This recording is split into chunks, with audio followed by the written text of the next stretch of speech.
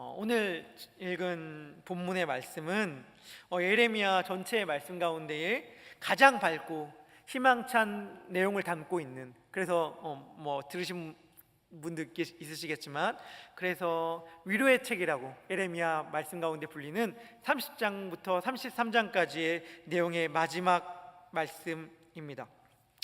그러니까 예레미야 1장 10절의 표현을 빌린다면, 예레미야의 수많은 다른 장들은 넘어뜨리고 파괴하고 파멸하며 뽑는 이야기를 들려준다면, 30장부터 33장까지의 이야기는 건설하며 심는 이야기를 들려준다라고 말할 수 있을 것이고, 오늘 이 말씀이 마친 다음부터 34장부터는 다시금 예루살렘 멸망을 전후하여 긴박하게 이 나라의 역사가 돌아가는 상황에 대해 우리들에게 말씀을 들려주고 있습니다. 그런데 오늘 읽은 말씀을 한마디로 요약한다면 이렇게 말할 수 있을 것입니다. 하나님께서는 결코 자신의 백성을 버리지 않으신다. 하나님께서는 결코 자신의 백성을 버리지 않으십니다. 그리고 회복과 구원의 날, 오늘 본문의 표현을 빌린다면 그날과 그때, 그때는 반드시 올 것이다 라고 하나님께서는 매우 단호하며 분명하게 확신에 찬 어조로 우리들에게 말씀을 하고 있습니다. 그런데 이 놀라운 하나님의 소망의 약속이, 확신에 가득한 하나님의 소망의 약속이 누군가에게는 말할 수 없는 벅찬 감동과 위로로 찾아오겠지만, 누군가에게는 매우 듣기 힘들고, 아니 어쩌면 듣기 싫은 말씀일 것입니다. 이 소망의 선포가 누군가에게는 위로가 되며 누군가에게는 슬픔이 되는 이유가 동일하다는 사실이 얼마나 신비로운지요. 왜 이유가 동일하다고 제가 생각을 하게 되었냐면, 누군가에게 만약 이 소망의 말씀이 위로가 된다면, 그리고 누군가에게 소망의 말씀이 큰 아픔이 된다면 그 사람이 누굴까 생각해 보았기 때문입니다. 그 사람은 아마 깊은 절망 가운데 빠진 사람일 것입니다. 누군가 깊은 절망 가운데 빠졌을 때에 그 사람을 향한 소망의 말이 때로는 위로가 될 수도 있지만, 때로는 더욱더 자신의 고통을 심하게 하는 상황으로 몰고 갈 수도 있지 않겠습니까? 왜냐하면 그 소망의 말이 오늘 나의 삶과 너무나도 거리가 멀게 느껴지기 때문입니다. 소망의 내일과 오늘의 고통 사이의 간격이 너무나도 멀어요. 그래서 이 소망의 이야기가 오히려 버거운 것입니다. 소망의 이야기가 듣는 게 너무 고통스러운 것입니다. 이걸 생각하면서 제가 하나 느끼게 된 것은 무엇이냐면, 소망은 결코 만만하지 않다는 것입니다. 소망은 결코 가볍지 않습니다. 소망의 무게는 무겁기에 그 무게를 짊어지고 살아간다는 것은 결코 쉬운 일이 아닙니다. 우리가 어느 정도 힘들 때에는 희망의 말들이 우리에게 힘이 되고 위로가 됩니다. 잘 될 거야, 언젠가는 이 고통의 때가 끝날 거야 라는 말들이 위로가 되죠. 그렇지만 정말 내가 감당하지 못할 것 같은 아픔과 고통이 찾아온 그때, 남들은 이야기할 때 이 어둠의 때가 지나갈 거야 라고 말하는, 마치 이 시기가 터널과 같이 느껴지는 상황이 아니라 이런 표현이 있더라고요. 터널이 아니라 땅굴 같다고. 도저히 파면 팔수록 이 끝이 보이면은 모르겠지만 끝이 보이지 않는 고통과 절망의 한가운데 놓여 있다고 스스로 생각하는 사람에게 위로의 말과 희망의 말은 어찌 보면 그 사람을 더욱더 힘들게 할지도 모르겠습니다. 그때는 희망을 품는 것이 고통스럽지요. 언젠간 잘 될 거야 라는 말에 도대체 언제라는 말이 나오게 되기 마련입니다. 언젠간 잘 될 거야. 도대체 그때가 언제란 말인가? 이러한 말들이 너무나도 무책임하고 공허하게 들립니다. 오늘 말씀 가운데 이야기하는 그 날과 그때는 과연 온단 말인가? 온다면 언제 온단 말인가? 도대체 오긴 한단 말인가? 라는 생각을 하면서 오히려 이 소망의 말들을 듣기 싫어하는 마음을 우리는 다 이해합니다. 왜냐하면 우리가 힘든 상황 가운데 놓여 있을 때에 우리를 향한 수많은 소망의 말들과 위로의 말들이 얼마나 우리에게 의미 없게 스쳐 지나갔으며, 또 때로는 우리를 힘들게 하는지를 다 경험해 왔기 때문에 그렇습니다. 오늘의 말씀을 근데 약속을 전해야 하는 예레미야의 상황은 어떻습니까? 오늘 약속의 말씀을 전해야 하는 예레미야의 상황은 아직 시위대들의 죄인의 몸으로 초라하게 gat혀 있는 상황입니다. 오늘 본문 예레미야 33장 전체를 다루고 있는 1절은 이렇게 시작하고 있습니다. 이렇게 이야기합니다. 33장 1절의 말씀입니다. 예레미야가 아직 시위대들에 갇혀 있을 때에 여호와의 말씀이 그에게 두 번째로 임하니라 이르시되. 그래, 예레미야가 어떤 상황이냐면 아직 시위대들에 갇혀 있는 상황이에요. 그리고 예레미야의 나라의 상황은 어떠한지를 예레미야 32장 1절부터 2절의 말씀이 우리들에게 들려줍니다. 우리 함께 읽도록 하겠습니다. 예레미야 32장 1절부터 2절의 말씀입니다. 유다의 시드기야 왕 느부갓네살 18째 해에 여호와의 말씀이 예레미야에게 임하니라.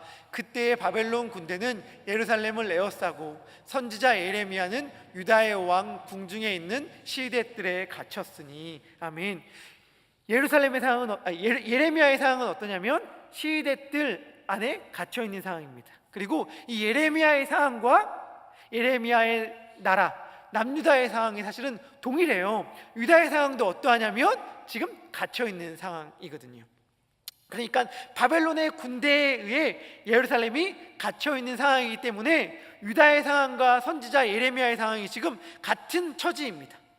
그러니까 이 처지가 뭐죠? 희망이 없는 상황, 멸망 가운데 있는 상황, 도저히 소망을 찾을래야 찾을 수 없는 상황 가운데에서 지금 이 말을 전해야 하는 입장에 놓여져 있는 거예요. 그런데 여기 보인 분들 가운데는 혹시 이러한 상황에 놓인 분들이 계시진 않은지 여쭙고 싶습니다. 그러니까 마치 이방의 강한 군대에 의해 사방이 완전히 둘러싸여서 꽉 막혀서 말라가고 있는 상황과 같은 그러한 상황에 놓인 분들은 여기 계시지는 않습니까? 나의 환경들이 나를 괴롭게 하여서 나를 암흑 속으로 끌고 가서 도무지 이 일들이 끝날 그날 그때는 보이지 않고 오히려 나를 죽일 것만 같은 이웃들의 공격, 환경들의 공격이 나를 옥죄고 있는 것 같은 상황. 우리 안 좋은 일들은 흔히 겹쳐서 온다고 하잖아요. 제가 아는 우리 교회 성도님들 가운데서도 이렇게 모든 상황이 너무 자신을 힘들게 하는 상황으로 몰고 가는 분들이 계세요. 그런 분들을 보면은 사실 위로가 조심스럽죠. 그런 상황에 놓일 땐 위로가 조심스럽지 않습니까? 우리가 위로로 한다는 한두 마디의 말들이 무책임한 그냥 가벼운 말들로 느껴지게 될까봐, 책임지지 못할 가벼운 위로의 말이 될까봐 위로의 말이 조심스럽습니다. 그래서 힘내라는 말도 차마 하지 못하고 그저 간신히 할 수 있는 말들은 기도합니다, 계속 기도하겠습니다 라는 말들만 끝낼 수밖에 없는 상황 가운데에 놓여 계신 분들이 반드시 있을 것입니다. 그런데 오늘 하나님께서는 그러한 상황에 놓여 있는 이스라엘 민족들과 예레미야를 향하여 그리고 우리를 향하여 말씀을 하십니다. 그런데 말씀하시는데 단순히 그 말씀의 내용이 견뎌, 힘내, 버텨, 그럼 언젠가는 좋은 날이 올 거야, 언젠가는 이 어려움의 시기가 지나갈 거야 하는 격려와 위로의 차원이 아니에요. 완전한 역전과 완전한 승리에 대하여 하나님께서는 굉장히 단호한 목소리로 선포하고 계십니다. 너희가 고통받는 이 상황이 완전히 역전될 것이라고 말씀하고 계십니다. 망해져가고 처참히 무너져 내리는 현실 가운데, 그것도 자신의 죄악으로 말미암아 폐허가 되어버린 그 땅 가운데 하나님은 말씀하십니다. 보라, 내가 이스라엘 집과 유다의 집에 일러줄 선한 말이 성취될 날이 이르리라, 그날 그때에 라고 하시면서 하나님께서는 한 구원자를 약속하십니다. 그리고 그 구원자가 와서 정의가 없어서 무너진 그 땅, 공의가 없어서 폐허가 된 그 땅 가운데에서 정의와 공의를 시행할 것이라고 말씀하여 주십니다. 그리고 그날에는 유다가 구원을 받을 것이고 예루살렘이 안전히 살아날 것이라고 말씀하십니다. 더 이상 여호와의 성전임을 믿지 말, 여호와의 성전이라고 말하는 거짓말을 믿지 말라, 믿지 말라, 믿지 말라라고 말했던, 여호와의 성전이라고 보기에는 너무 타락한 자신의 욕망을 섬겼던 바로 그 성전이 이제는 여호와는 우리의 의다라는 이름을 얻게 될 그날이 올 것이라고 말씀하십니다. 그리고 버림받은 두 가게가 회복될 것이라고 말씀하여 주십니다. 이 두 가게는 다윗 왕조와 레위 가문을 말하는 것일 수도 있고 이스라엘 나라와 남유다 두 나라를 말하는 것일 수 있을 터인데 상관없어요. 어떻게 됐든 간에 완전한 회복을 말하는 것이니까.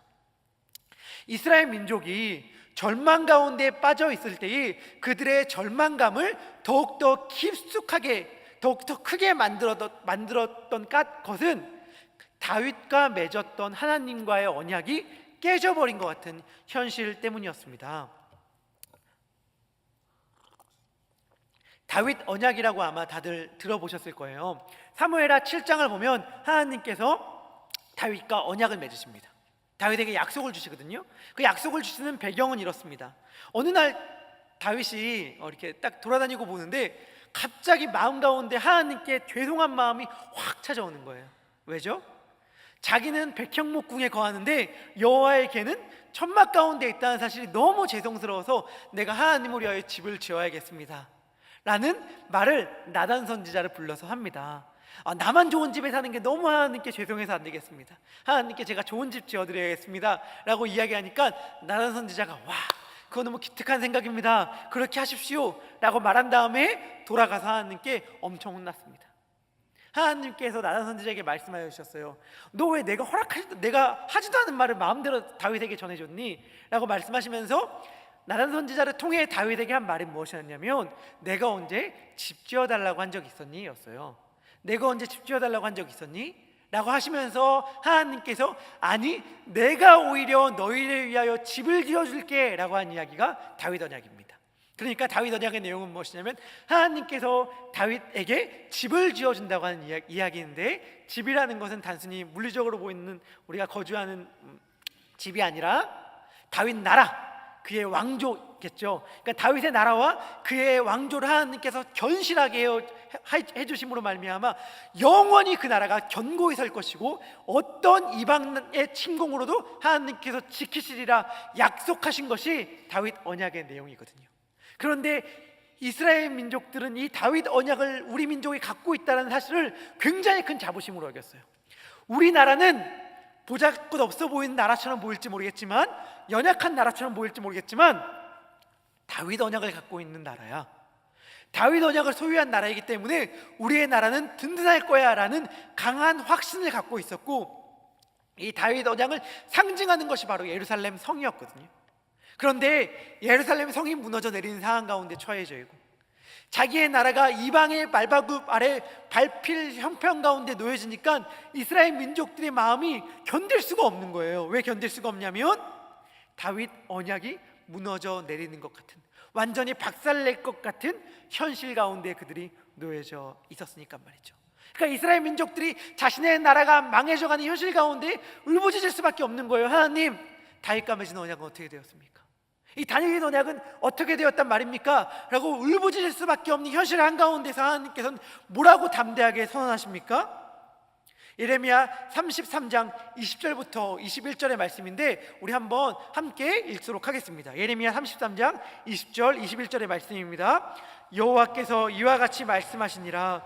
너희가 능히 낮에 대한 나의 언약과 밤에 대한 나의 언약을 깨뜨려 주야로 읽게 할 수 있을진데 내 종 다윗에게 세운 나의 언약도 깨뜨려 그의 자리에 앉아 다스릴 아들이 없게 할 수 있으며 내가 나를 섬기는 레위인 제사장에게 세운 언약도 파할 수 있으리라. 아멘.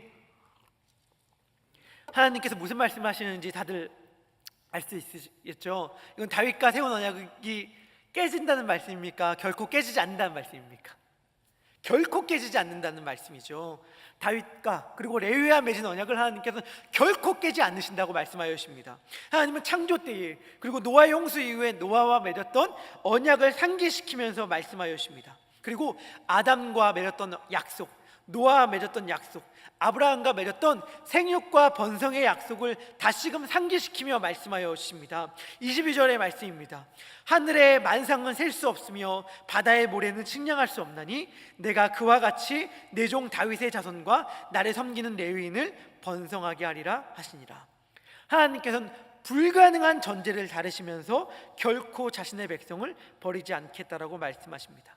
내가 낮에 대한 나의 언약과 밤에 대한 나의 언약을 깨뜨려 주야를 그때로 읽게 할 수 있을진데 다윗에게 세운 언약도 깨뜨릴 수 있을 것이다. 그러니까 내가 세운 낮과 밤에 대한 약속이 깨진다면 모르겠지만 그것이 유효하다면, 그것이 영원하다면 다윗과 맺은 약속도 영원할 것이라고 하나님께서 말씀하고 계신 겁니다. 그 말씀을 25절과 26절에서 반복하죠. 우리 한 번만 더 다시 25절, 26절의 말씀을 읽어주시면 감사하겠습니다. 여호와께서 이와 같이 말씀하시니라. 내가 주야에 맺은 언약이 없다든지 천지의 법칙을 내가 정하지 아니하였다면 내가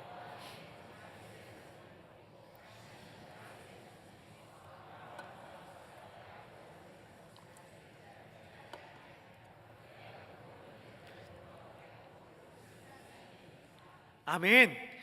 좀 자극적인 표현일 수 있지만 그러나 저는 이것이 하나님의 마음이라고 감히 확신하건대 하나님 뭐라고 말씀하시냐면 용서하십시오. 근데 저는 이게 하나님의 마음이라고 확신해요. 내가 죽는 한이 있어도 너희를 포기할 수 없다. 이렇게 말씀하시는 거예요. 내가 어떠한 일이 있더라도 너희를 결코 놓치지 않을 것이다. 내가 반드시 너희를 회복시킬 것이다. 그날 그때가 오고야 말 것이다. 회복의 날, 역주의 날이 올 것이라고 말씀하여 주시는 것이죠. 그러니까 현실과 약속, 이 어마어마한 간극 사이에 이스라엘 민족이 놓여 있는 거예요. 자신들의 눈앞에 펼쳐진 현실의 비참함, 외면할래야 외면할 수 없는 이 엄청나고 끔찍한 초라한 비참한 현실들이 자기의 눈앞에 분명히 펼쳐져 보여져 있고, 그러한 상황 가운데 하나님께서는 그냥 견뎌, 이 정도의 목소리가 아니라 어마어마하게 강력한 목소리로 지금 온 천지를 걸고 말씀하여 주시는 겁니다. 내가 너 회복시킬게, 완전히 역전시킬게 라고 말하는 이 음성이 있는 겁니다. 어떠신지 모르겠어요. 여기 계신 분들은 이 사이에 내가 놓여 있구나 라고 생각하시는 분이 계실지 모르겠습니다. 유다의 민족들과 예레미야는 지금 내가 이 사이에 놓여 있다라고 생각했을 거예요. 이 비참한 현실과 하나님의 엄청난 약속 사이에 말이죠. 그런데 제가 말씀을 묵상하면서 유다의 민족들 그리고 예레미야와 지금 오늘 살아가는 우리와 사실은 매우 중요한 차이점이 있다는 걸 알게 되었습니다. 엄청나게 중요한 차이점이 있는데 그것은 무엇이냐면, 말씀 가운데 유다의 민족은 그날과 그때를 기다려야 했다면, 소망해야 했다면, 우리는 이미 찾아온 그날과 그때 후를 살아가고 있다는 것입니다. 우리는 이미 다가온 소망 아래에 살고 있는 자들입니다. 우리는 예레미야와 유다 민족 그리고 수많은 믿음의 선조들이요, 하나님의 백성이 그토록 간구했고 갈망했던 그날, 그때 메시아가 올 그날과 그때를 그들은 그토록 갈망했는데 우리는 그날 이후를 살아가고 있는 자들입니다. 오늘 본문 15절 그날 그때에 다윗에게서 일어나는 한 공의로운 가지가 누구인지 우리는 다 알고 있지 않습니까? 누구죠? 예수님이 우리를 위하여 오셨잖아요. 그리고 예수님께서 오심으로 말미암아 제가 아까 말씀해 주셨듯 내가 죽는 한이 있어도 너희를 포기할 수 없다, 내가 내 생명을 바치는 한이 있어도 너희를 결코 놓칠 수 없다라고 말씀하시며 죽었지 않습 돌아가시고 그로 말미암아 우리들의 손에 영원한 소망을 꽉 쥐어주시지 아니하였습니까? 그 소망을 우리들의 가슴 가운데 이미 넣어주신 그날 그때 그 후를 이미 우리는 살아가고 있는 자들 아닙니까? 그러니까 우리는 사실은 우리가 원하는 구체적인 그림을 그려가며 왜 그날이 오지 않습니까? 왜 우리가 그토록 간절히 설명하는 그날이 오지 않지요? 그날 도대체 언제 옵니까? 라고 주님을 향하여 갈망하며 기도할 필요가 사실은 없는 자들이죠. 왜냐하면 우리는 이미 허락된 영원한 소망 가운데에 무너지지 아니할 삶을, 결코 망가지지 않을 영원한 소망의 삶을 이미 누리고 있는 자들이니까 말입니다. 우리에게 우리가 원하는 소망의 날이 실제로 사실은 찾아오지 않아도 괜찮은 자들이 우리죠. 우리들이 정말 주님 그때가 언제 옵니까? 라고 말하며 그날을 간절히 소망하지만 그날이 우리들에게 정말 진짜 우리가 원하는 방식, 그림을 그리는 방식 그대로 찾아오지 않아도 괜찮은 자들이죠. 찾아오지 않아도 상관없어요.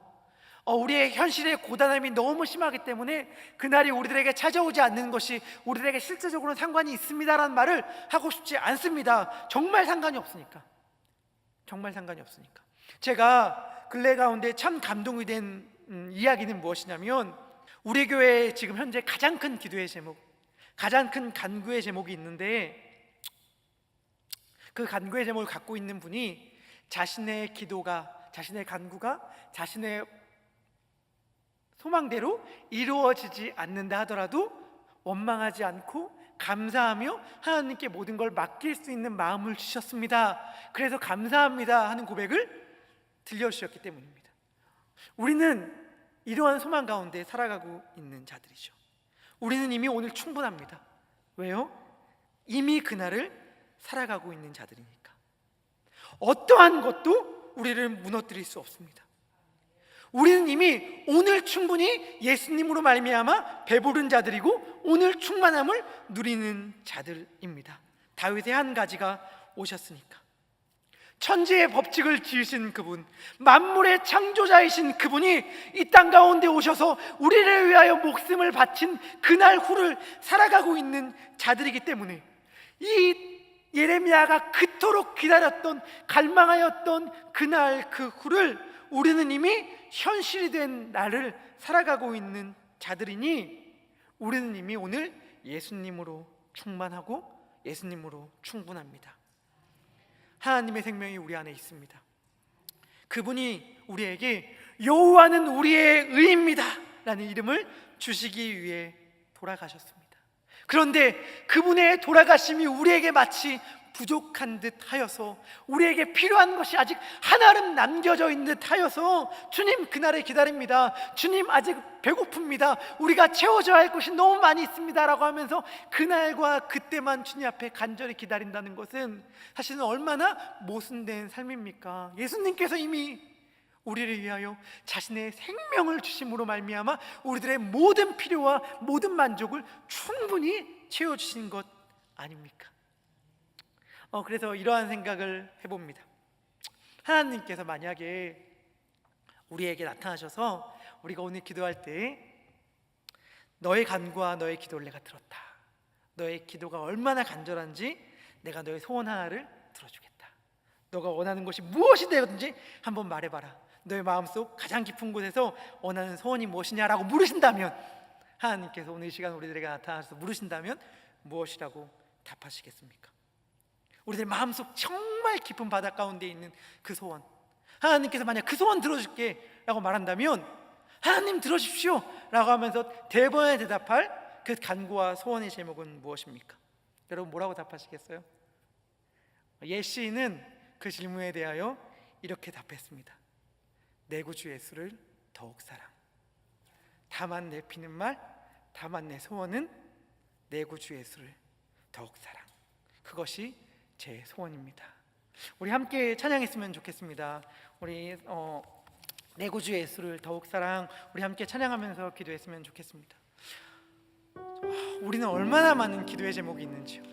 기도해야죠. 간구해야죠. 그런데 우리의 기도와 간구가 마치 하나님께서 우리들에게 주신 무엇이 부족해서 드리는 것 마냥, 하나님 제게 채워질 것들이 이렇게 많이 있습니다, 왜 이렇게 제게 소홀하세요? 라는 마음의 태도로 하나님께 기도하는 경우가 얼마나 많이 있습니까? 그런데 예레미야가 그토록 갈망했던 그날 그때를 우리는 이미 소유한 자들이라고 사실 고백하잖아요. 예수님께서 우리들을 위하여 죽으신 것 아닙니까? 그러니 주님으로 충분히 만족합니다. 주님으로 오늘 충분히 배부릅니다. 주님께서 저에게 만약 제 소원을 묻는다면, 너의 가장 소망하는 간구의 제목을 묻는다면, 그것은 내 구주 예수를 더욱 사랑하는 것입니다. 우리 이러한 마음으로 함께 찬양하도록 하겠습니다.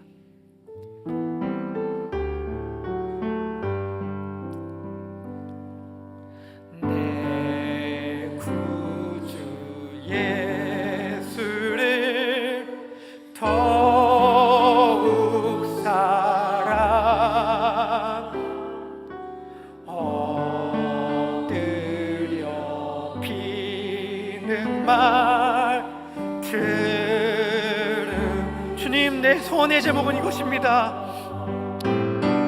내 진정 소원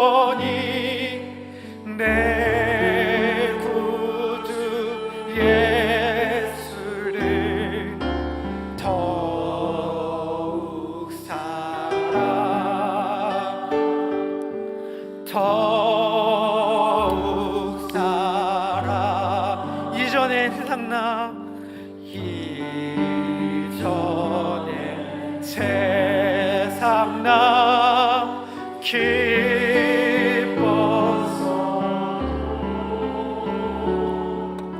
지금 내 기쁨은 오직 예수. 다만 내 비는 말 내 구주 예수를 다만 내 비는 말 내 구주 예수를 더욱 사랑 더욱 사랑. 이 시간 우리 함께 기도했으면 좋겠습니다. 주님께서 이미 이 땅 가운데 오셨습니다. 그리고 우리를 위하여 자신의 목숨을 내어주셨습니다.